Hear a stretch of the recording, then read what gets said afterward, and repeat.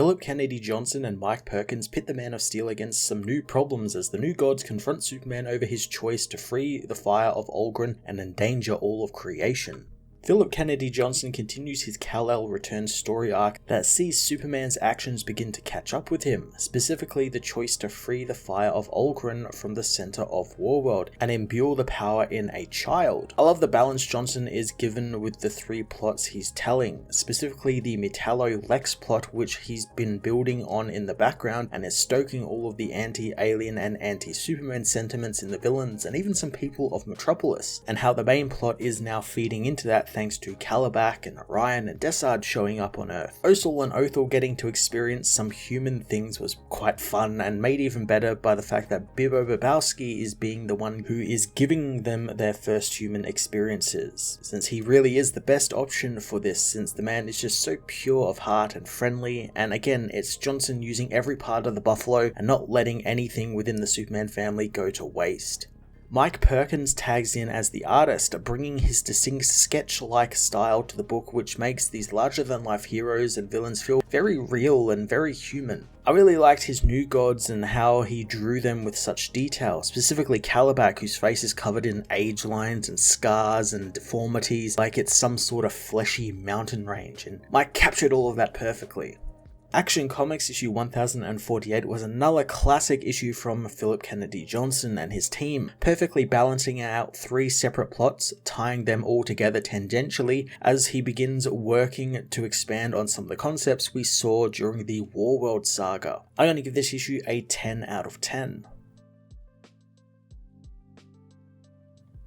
Action Comics issue 1048 sees Lex Luthor visit Metallo, asking if John Corbin likes his new body. John wants nothing to do with the villain, declining his job offer. Lex tells the cyborg about Warworld appearing above Earth and being Superman's fault, so he's needed, and he now has the means to make Metallo stronger than Superman, and all he needs to do is what Lex tells him. Metallo refuses, running out of patience and demanding that Lex get out of his cell. Lex bluntly states that he knows John is dying since the human brain isn't meant to go through what he's been going through, asking if the man wants to live or not. Metallo knows he wants to live, but not with Lex's permission, hoping when Superman is done kicking Lex's ass, he will say hello from him. Lex flips the table in a fit of rage, quickly calming himself before vaguely threatening his sister Tracy, hoping John will give her his best the next time he sees her, since she is all John has now. Elsewhere, Lois has taken Othel and Osel to the Metropolis Zoo, trying to explain the concept of the place to the Philosians, who think that people either gather to hunt the animals there, or it's a prison they have come to in order to shame the animals. Lois refocuses them as she introduces Bibbo Babowski, who says that since Superman says that they are his best friends, that means they are his as well. The kids think the burly man is a great warrior, but Bibbo knows that he's not really a warrior in the common sense. Happy they ask though, since he's in need of some heavies like them, since Superman said that they are tough and brave, but he bets they have never had to get through an entire gallon of ice cream before. As the kids share ice cream with Lois and Bibbo, Superman watches from high above the Earth, remembering how alone he felt when he came to Earth, but then almost at once he was given a family he never deserved, and it made him the luckiest person on Earth.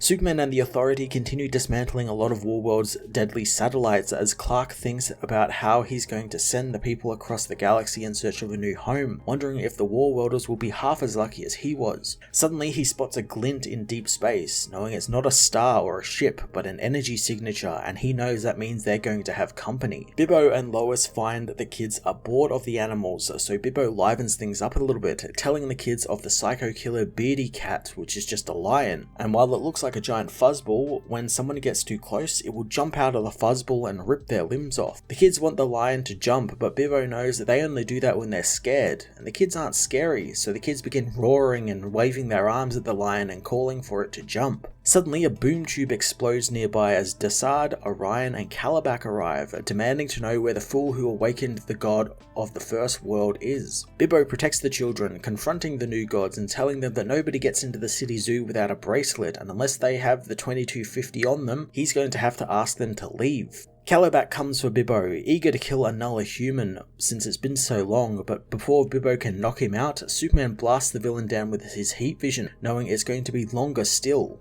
Orion finds it tragic that he survived the trials of Olgrun only to choose death now, as Superman demands to know why they have come all the way from Apokolips. Superman is told Apokolips isn't the only one there, as Metron appears, telling the Man of Steel that despite freeing a few million slaves, he hasn't endangered all of creation, and now the new gods will decide what is to be done with him. Superman doesn't think that he's endangering creation, but he knows that he doesn't answer to Metron, but the being knows that he is set out to free Warworld and knew nothing of its origins and importance, and he read the words inscribed in the necropolis and awakened a power that should have been kept asleep for ages. Metron demands Superman answer for stealing the Fire of Olgrun, and the being must never be awakened, but several aspects have been awakened in Superman already, and the madness has taken him. Superman assures the kids that everything will be alright and they'll figure this out, as Desaad knows that the fire isn't in Superman, but it is in the young boy Osel. Orion thinks that Superman was mad to imbue the child with the fire, but Superman says that Osel would have died if he didn't, and now he's alive thanks to his actions. Orion demands that the boy come with them, and that they are all there because Superman meddled in affairs of the gods, and he dare not meddle further. Superman remembers how his own son was taken away by Jor-El, not wanting the same for Osel. Orion tires of waiting, grabbing at Osel, but Superman smashes Orion down, battling the son of Darkseid and Kalibak, as later on Stryker's Island, some of the guards talk about the fight Superman had at the zoo, knowing the minute Superman came back, the aliens would start to show up and bust up their town again. They think they should have just gotten rid of Warworld as they look over the visiting hours list, finding that Tracy Corbin never showed up, which is strange for her since she never missed a visiting hour. One of the guards assures Metallo that she probably was just sick, filling him in on the alien invasion at the city zoo and that they never know what's going to happen next.